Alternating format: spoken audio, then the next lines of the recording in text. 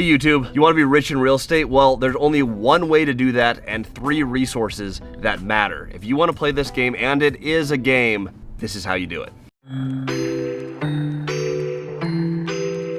Welcome back to the channel. My name's Cody, this is Christian, and today we're talking about the game of expanding your portfolio. We love real estate and we love expansion, and there are only 3 things that you need to figure out in your game to be rich. Now, Cody and I started as board game players and card game players. Before we got into real estate, we both used to play Magic the Gathering and a ton of other nerdy games. This is why we love real estate, because it plays just like a strategy game. The one that really matters is resource management. The one who manages the resources the best is the one who wins. Now, there's only 3 that matter. We're going to illustrate this in a second. But you have your equity in your real estate. This is usually going to be the bulk of your net worth growth. This will unlock all sorts of things for you down the road, such as different loan products, and very helpful. Important to have a strong equity position in your portfolio. Number 2, you have cash flow. That is the actual monthly income. This is your lifeblood and what keeps your business alive. You cannot go without cash flow. And number 3, you have actual cash on hand. This helps you weather emergencies, make large purchases. When you have all 3 in some level of balance with each other, that is when you're considered rich. Now, Cody, when we started, what pieces did we have, and how do these pieces move as you go up and down in the different resource pools? Well, I had nothing in the beginning, because when you're buying real estate, liquidity and cash, $3,000 isn't going to cut it. I don't care what you're buying. It's not enough. Fact. However, I went into a lot of debt. I bought an asset and it had a little bit of cash flow. So now, instead of having none of those 3 sectors, I had a little bit of cash flow coming in.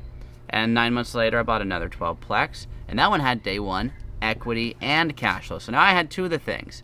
Fast forward about 4 years, and I'm finally starting to build up that 3rd section, which is liquidity, actually having cash. That one, if you don't have a high-paying job, or you don't sell your real estate, because we don't like to sell, if you just keep buy and hold as your main business model, cash comes last. So as you have these pieces, and I'm going to reiterate them, so you have equity in your portfolio, you have cash flow, and you have cash. Any of these resources can be traded for each other. So I have an illustration here for us. We have your 3 resource pools. Settlers of Catan, if you guys have ever played. Play it. Yep. More. Exactly. Play it more. If you haven't played, play it once. Classic resource management game.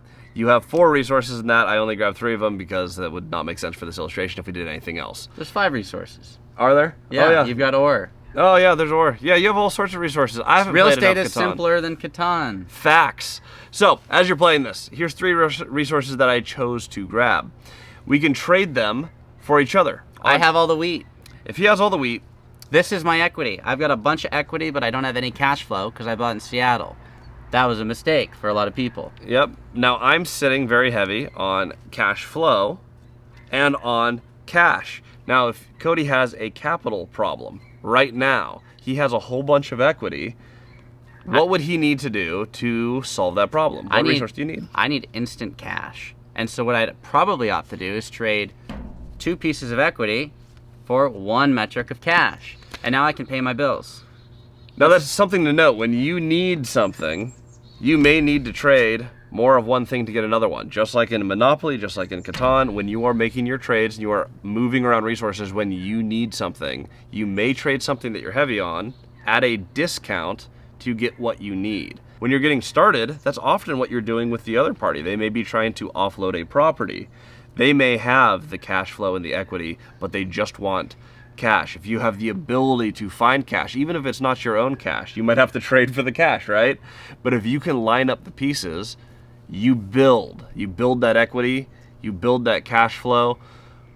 If you find yourself low on cash, you may trade some of those for more cash, which could result in selling a property to someone or selling out equity in an LLC, which is part of how our partnership started. You had a situation where you were dissolving a partnership and you needed cash. I didn't have a ton of cash, but me and just a few other individuals actually bought into your existing portfolio, buying your partner out, essentially. Yep. But we took that equity position that you had built up, got you liquidity, and that's how we started building a business together, as we got on the same side and we aligned goals, and you have to be careful when you do this on who you work with.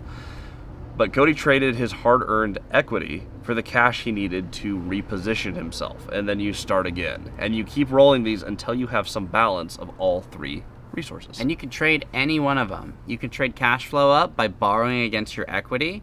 So you give a little bit of equity because you're taking that out as a loan, you get cash, and your cash flow goes down. There's lots of ways to play this game. But if you can manage these three pieces, you will absolutely win in the real estate game.